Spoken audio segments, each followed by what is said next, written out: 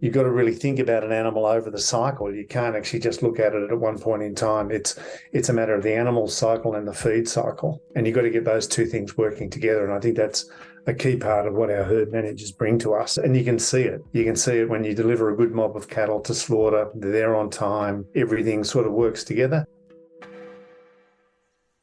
From wherever we are, we acknowledge the traditional custodians of country throughout Australia, recognising their continuing connection to this land, its waterways, the stars in the skies since time immemorial. We pay our respects to the elders, knowledge holders, and to all the generations of First Nations peoples who have nurtured their unceded sovereign lands for over 80,000 years and continue to do so today. G'day, I'm your host Charlie Arnott, an 8th generational Australian regenerative farmer.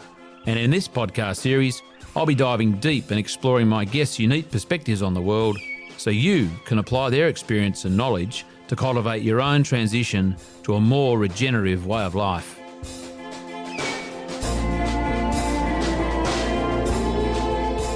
Welcome to the Regenerative Journey with your host Charlie Arnott.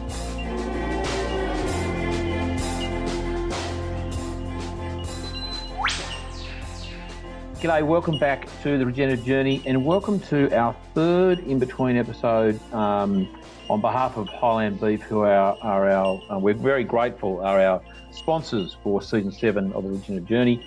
We've got Murray Richardson on again, and I say again not because again, but Murray is critical. Murray, he's back. He's back. He's back. I couldn't keep him off the call.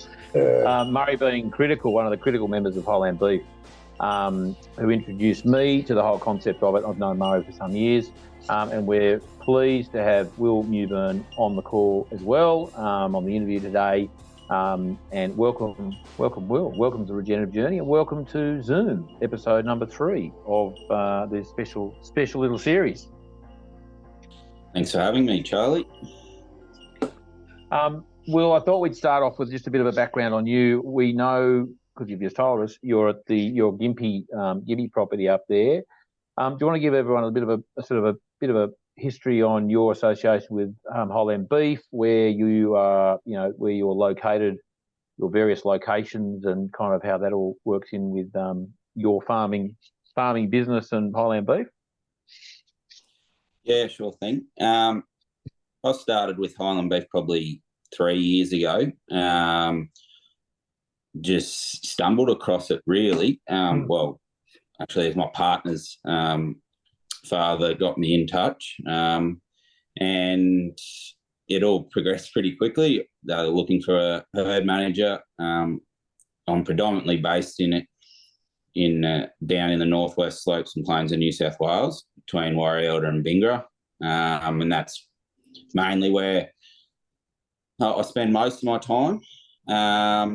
And yeah, Murray and Tony approached me to be a herd manager, look after the cattle in that area, and it sort of grew from there. Since then, I've sort of taken on about 12 properties, spanning in Western New South Wales and up into Queensland. And in doing so, we also took Highland Beef cattle on our own operation, which I probably was doing Highland Beef for 6 or 8 months until I took cattle on myself. But I sort of saw the advantages there, and there was a few market indicators that led me to believe that Highland Beef was a good direction to take. And then we also, at the time, took on a different relationship with our parents in regards to our own farming operation. So I'm in partnership with my 3 sisters, and we began to lease the properties. So we have a property in just between Warrior and Bingra, and then also another property in the Wide Bay region, so northwest of Gympie. And we took on leasing and running all those properties. And we needed to try and look for some financial stability, and that's where Highland Beef was sort of ticked a lot of those boxes. And yeah, I've since been with them for 3 years now and loving it. It's a great opportunity to see a lot of different operations around the countryside, and I'm very fortunate that I'm allowed to pick their brains and see what works and what doesn't work, and bring it back home. Yeah, actually, you've got a good mob of farms that become sort of a nucleus of your business, haven't you? There. Yeah, that's probably some of the original Highland Beef properties. Yeah. Been with the program a few years before I started with them, and it's been a good journey with them, because they've sort of ironed out some issues, and we've sort of built a really good relationship to find the cattle that's right for them, and we talk on a weekly basis, and I'm quite involved with my clients. I like to get out there and draft the cattle on a regular basis, so then I can keep in real touch with the cattle and try and coordinate the kill and the movement of those cattle, because ultimately that's where the money's made, getting those cattle killed on time and to spec. Just on that, when we were talking offline just before about some sort of husbandry, what's we were specifically talking about preparing animals for transport. That's, I guess, one of it's everyone's best interest that they maintain weight and they're not stressed and so on. As a herd manager, how much kind of input do you give to the owners of those farms and those farmers looking after the Highland beef cattle in general management? Obviously, there's aspects of their herd of the cattle management, but do you have a role, in the eyes of those farmers as a bit of a mentor and an advisor of sorts, that sort of you often get asked about, should I put some crop in this year to fatten these cattle on, that sort of steps out of the immediate enterprise of cattle? Is that something that you get involved in as well? I do to an extent. Sort of liaise with them more than anything. I can only they'll ask of my opinion, and I'm happy to give it, but I don't want to pressure anything on towards them or anything like that. I'll often sort of give them a bit of a guide on how I see the cattle progressing through to kill, how I would like to handle the cattle closer to kill, and it just really depends. I've got a very diverse mob of clients, so some are more independent and like going about it in their way, whereas others are more open and happy for me to become more involved. So it's really up to the client, but I think the more we can be transparent between each other, and I think it's no different to your livestock agent or your agronomist, the better the relationship is, and more often the outcome's more positive. Yeah. Murray, you had we're talking offline about cattle, Murray, and with the sort of the number of animals that Highland Beef put through your system, and there's some sort of trends that you're seeing in terms of the right sort of cattle. Murray, do you want to pop that question to Will in terms of what you've seen going through the Highland system and how that relates back to the appropriate cattle for farmers? Yeah, look, I think it's sort of interesting, Charlie. Our business, we're a herd management business, so we essentially manage a supply chain, and I spend more of my time managing, I suppose the financing of that supply chain and the customer relationship. And we're very open about the fact that we're not out of the meat game, we're not out of the cattle game, but we're out of food more generally.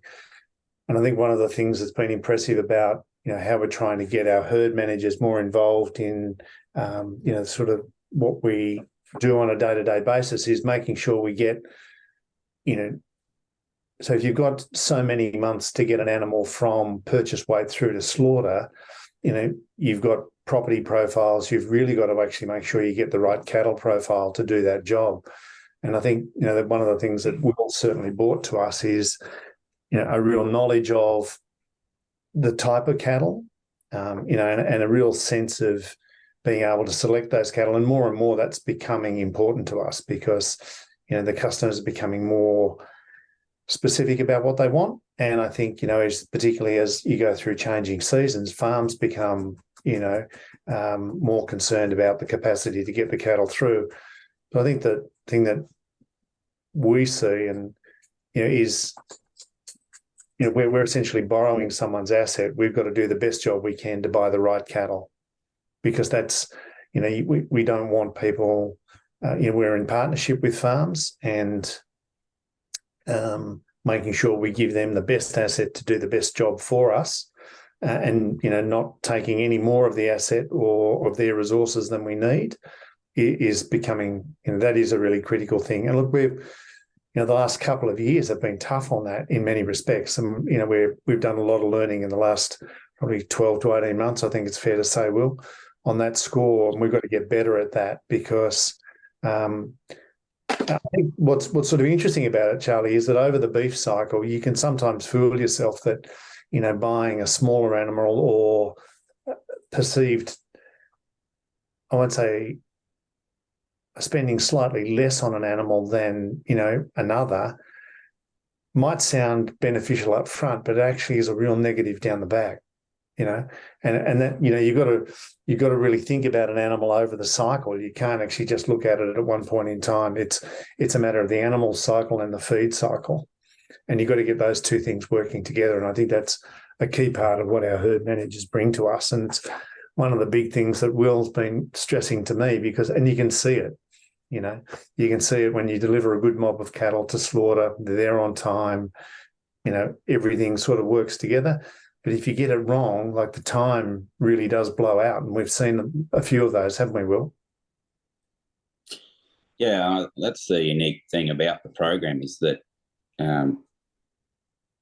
everyone's got to work together for it to work. And a lot of that hinges on the cattle. And if we don't select those right cattle, it just flows on. Sorry about that. It just flows on to everyone. And now that we've got an interim payment there, that sort of alleviates the time factor a little bit, but there's still a lot of pressure on getting that article to the slaughter floor as quick as we can. And I think we've sort of learned a lot over the last 12 to 18 months, but there's also been very constrained by the market. That's right. I think the market shifted significantly in the last probably 6 months. I think largely just based on the fact that during the last couple of years, you could sell anything you want, regardless of spec, breed, condition. There was people out there that were going to buy it. And that wasn't going to last. And I just didn't see, I could see a lot of decisions being made by people that weren't going to be sustainable. Just on buying cattle or choosing cattle, Will, what do you, and I think you or Murray touched on it there before about the right sort of cattle, what do you look for when not necessarily you're going to buy cattle, but what are the cattle that you'd like to see placed, or the decisions that a farmer might think about or consider to get the right cattle on their farms in terms of whether it's breed or whether it's the season or whatever? What are some of the key considerations that people have to really think about when they're placing cattle, whether it's Highland Beef placing on a property or someone buying cattle themselves? I think the biggest thing, regardless of whether it's Highland Beef or whether it's me buying personally, is what's your target market and working back from that. Because if you go in blindsided, regardless of what you buy, you're not going to be able to do a job on it. And then secondly is buying good quality. That I just don't agree that there is such thing as a cheap animal. Right. From my experience, both in I mean, working in the feedlot, it's a very intensive operation, and you see a lot of cattle come through. So I worked out very quickly what worked and what didn't work. And then you come back onto a grass-fed operation where you've completely taken out all the additives and you're asking everything of the cattle. You can't afford to have poor performing cattle sitting on your property. And I think that comes back to just selecting the ideal article to what you want to achieve. And whether that's a feeder steer, or whether that's just taking it through to a background, or whether that's taking it out to kill, you need to make sure that that animal is going to be able to get there. And I mean, the obvious things are temperament, genetics. In terms of the Highland beef animal, like, we really are chasing something that is early maturing, so a British-based animal, because we're asking so much of the country to produce a prime animal. So we need it to be able to lay that fat and not get too rangy and not have to require a huge amount of energy to finish that product. And I guess, early maturing animal reduces the risk in terms of time to maturity, and the lag time from arrival to departure, where the longer that period, worst case, being pessimistic, the worse, the more that can go wrong. The tighter those time frames, the better for everyone, isn't it? Well, that's right. And when you start looking, ideally, you want to try and see what feed you have in front of you, so then you can hit that target market. And if you're able to buy an animal that's going to reach that target quicker, there's so much less risk involved. And that's not only for the producer, but also for the end consumer, like as in Highland Beef, because they're almost guaranteed an article. So, and I mean, I'm no Angus breeder. We have a heavy Angus influence, but I still am very strongly for hybrid vigor, and I just think you can't go past it. There's just so much free benefit from going down that line. Yeah. And I think if you have a look across the herds, well, I think you certainly do see that it is about having the right vigor, the right mix, though. To your point, you've got to get that early maturing. You don't want those rangy animals. So particularly for the program we've got. And Charlie, one of the things that our customer in the US talks about is the right cattle. It's got to be the right cattle first, and then the best price. Price is very secondary to the right cattle. I was going to say, I totally agree with Will there before when he said, Murray knows that there's no such thing as cheap cattle. It's just, it'll catch up with you, and the consequences of what you think you're saving, you're going to be paying that back, in some way, whether it's length to weight, or just the vigor and the health of those animals. And we've got plenty of experience in when we had lots of grass and went out and buying lots of things like most other people did a couple of years ago. We got some stock that certainly with a fair bit of Bosinigus in it from up north in Queensland, and they, at the end of the day, they just weren't well suited to this climate, and it just took a long time to put weight on. And then the tail of those hit the market, pretty much the market earlier this year that we're experiencing now. So I've learned a lot in the last 12 to 18 months as well.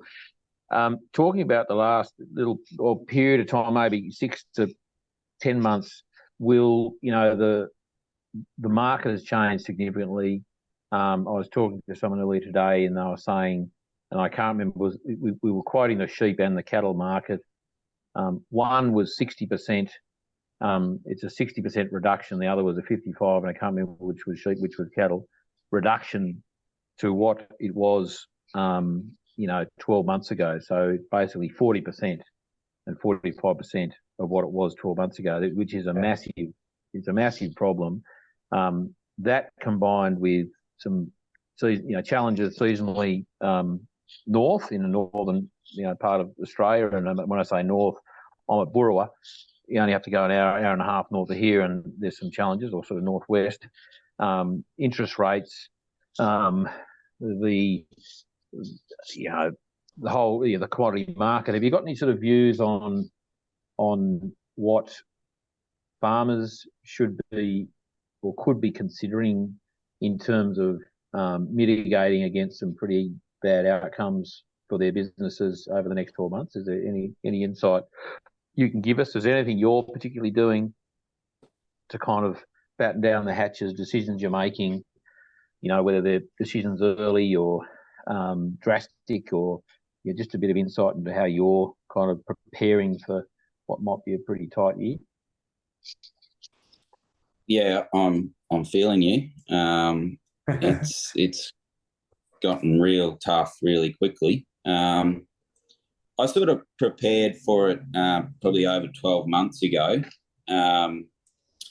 We had just a crossbred herd, largely based on drought masters because of our northern operation. And 12 months ago, I just didn't see much of a future there. I needed to try and differentiate myself.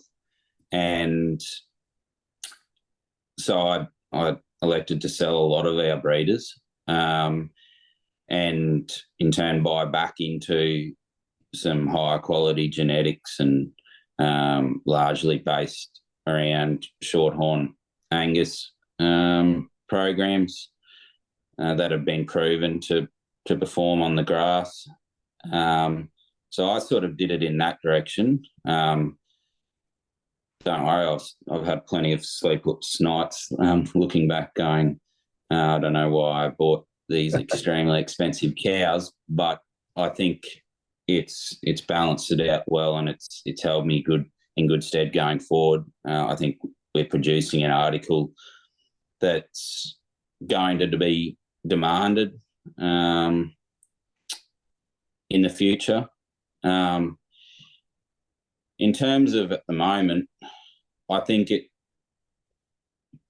I would just be trying to fine tune every aspect of your operation. That's what I'm currently doing now, going through everything, looking how I can improve my efficiencies, because that's ultimately what it's going to come back to,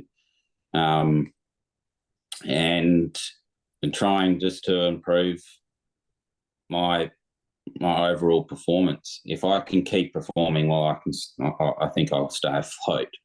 But I completely agree. It's become incredibly tough to try and balance out the rise in interest rates and almost cutting the cattle price in half. I certainly feel a lot more safer that we've got Highland Beef cattle running around. That mitigates a lot of my risk. I can guarantee outcome as long as I can get those cattle through to a kill weight, and that's just feed budgeting, going hard, reducing numbers to make sure I get those cattle through and maintain my cattle. But hopefully, Murray, the season breaks and we don't have to worry too much about that.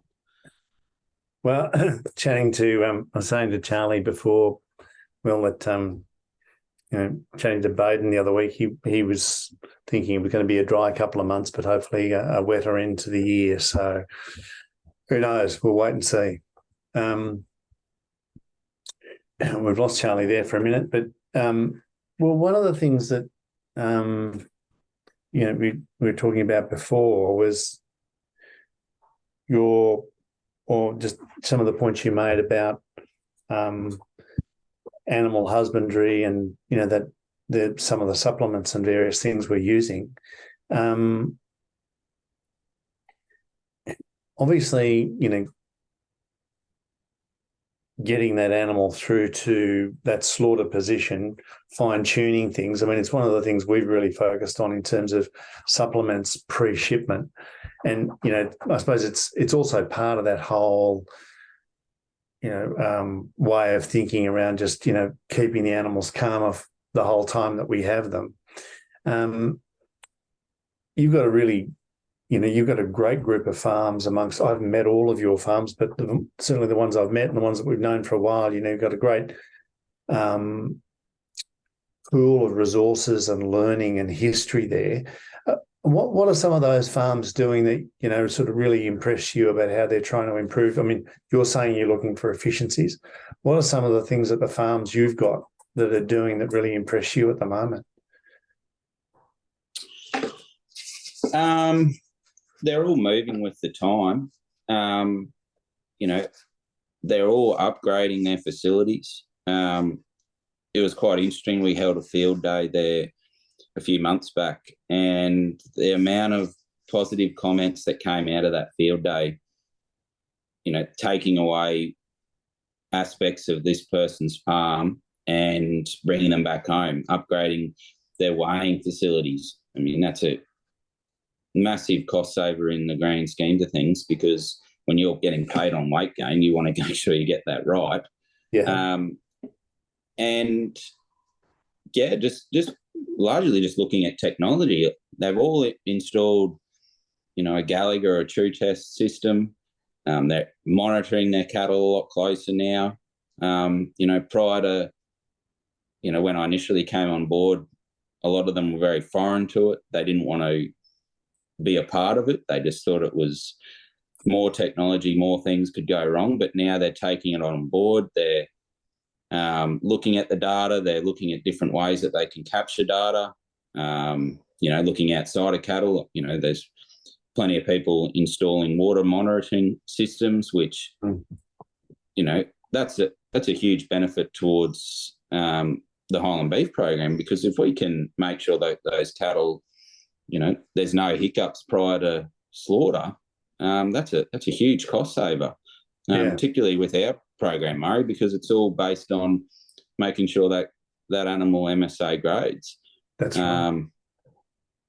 And they're just becoming a lot more open and working with me to ensure that we get these cattle killed on time, because it's an extremely tough program to try and line everything up to make sure that these cattle are on, the best nutrition that they can be prior to slaughter, because as we all know, the seasons can turn so quickly, and those cattle can pull back so quickly. So that even the use of the OptiWay systems, people are looking into them because they're going, well, we need to determine which paddocks are the best performing paddocks and try and limit the interference with these cattle. So I think it's been quite impressive, actually, probably the last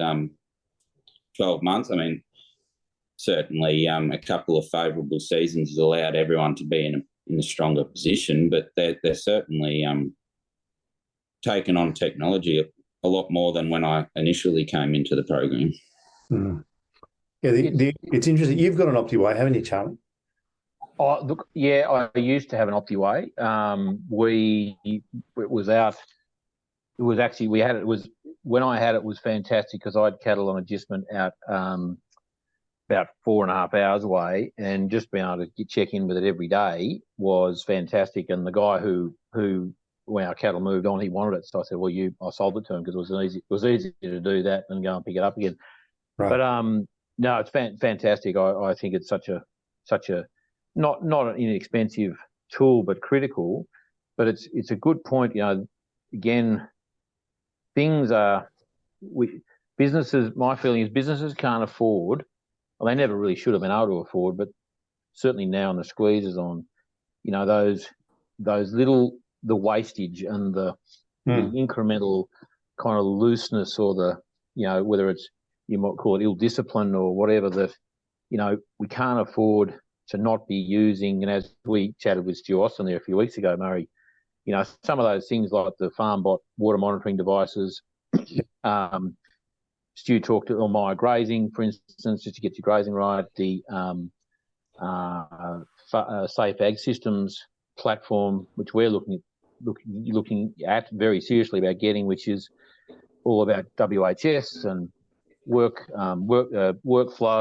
and procedures and policies that which drive labour use efficiencies and all sorts of efficiencies in the business, and just having good systems in place so that all these incremental things add up to a much better result, because we just can't afford to have things fail, or things take longer to get fat, or all these things that are so critical now because gross margins are so tight, and the pressure's on, and a lot of these things are not expensive.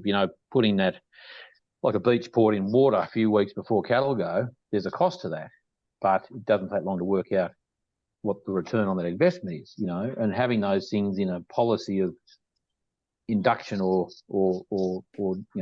departure are so easy to do. It's just that we haven't necessarily had to look so critically at our businesses and our behaviours and activities as we have, as we are having to now.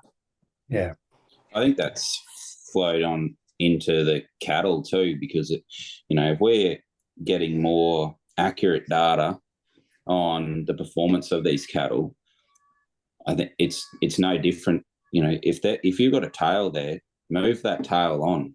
It's doing nothing but eating the same amount of feed as your lead steers and doing nothing for you.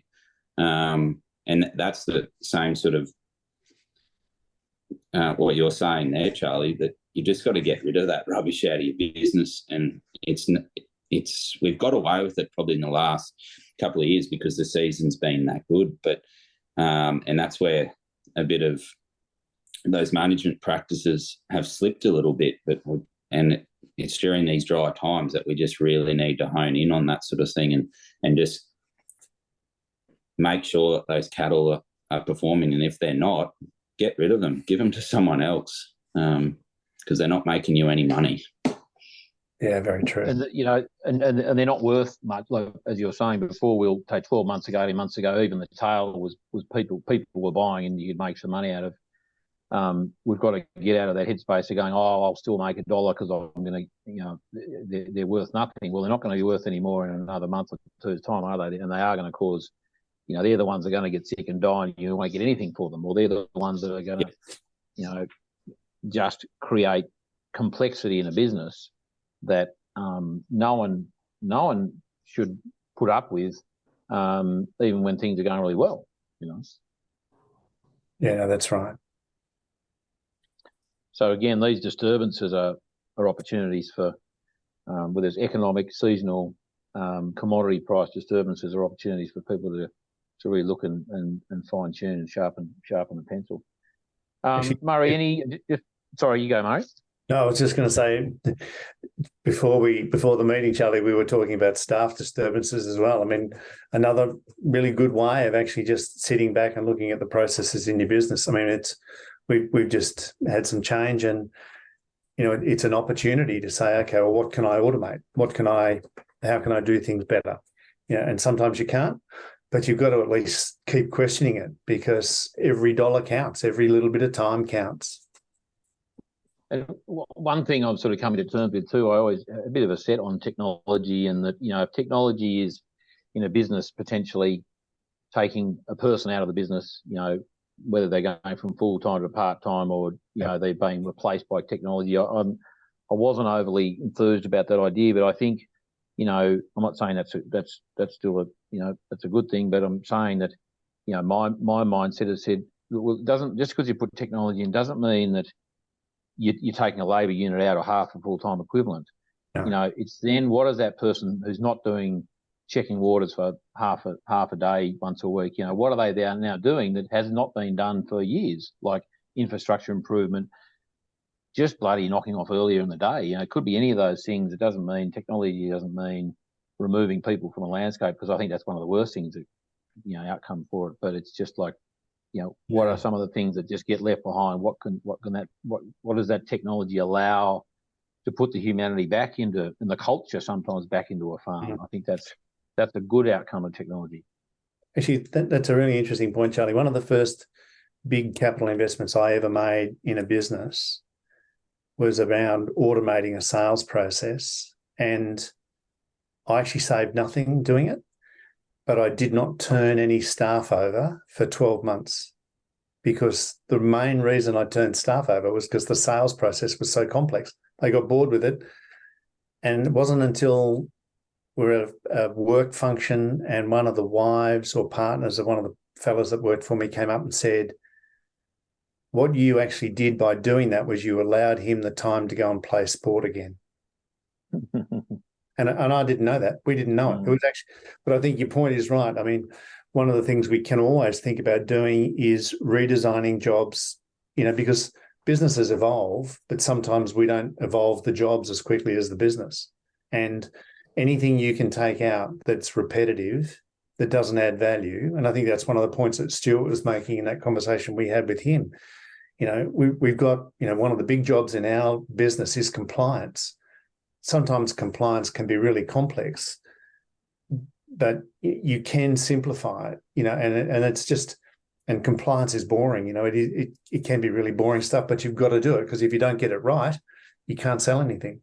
So I think it is, it is on all of us to actually continually think about that sort of stuff, and just try to make it easier.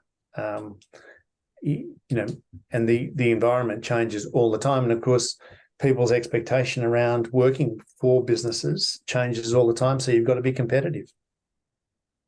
Well, and also, it's hard to get good labour, good help, good staff, and so we as principals and owners of businesses have to sharpen our pencils about, well, how are we going to make our business more attractive than the next, in recruitment and that sort of thing. So, and that's a good thing. It's a challenge, but also, the outcome of that will be a better business for the people involved, the new person who might come in to fill that seat, and hopefully the bottom line. Yeah, exactly. Conscious of the time, Will, you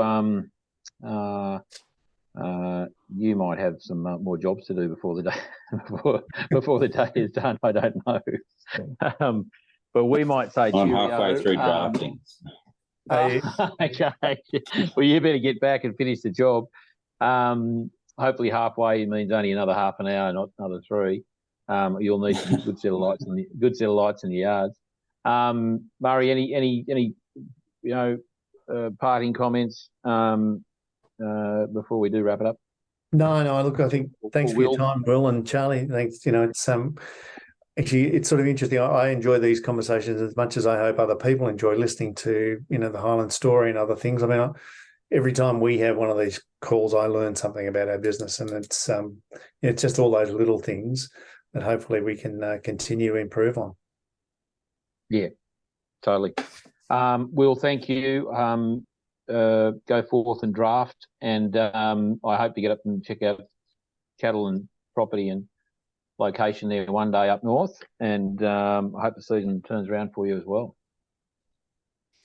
Yeah, hope there's some general rain across the board, because it's bloody tough at the moment. But in saying that, good cattle always get through these tough times. Yeah, very true. Indeed.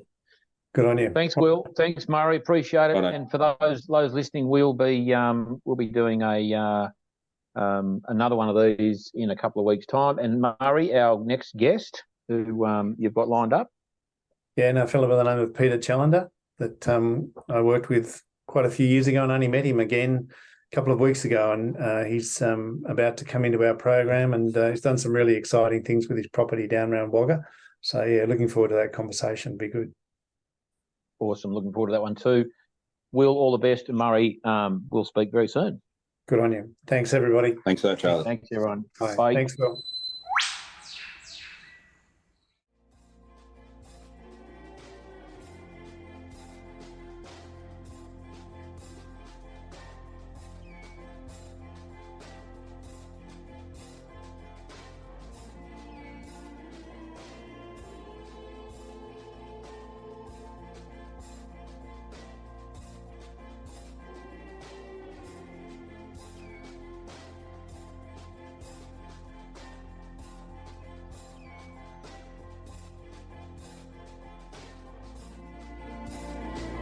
This podcast is produced by Rhys Jones at Jaeger Media. If you enjoyed this episode, please feel free to subscribe, share, rate and review. For more episode information, please head over to www.charliearnott.com.au.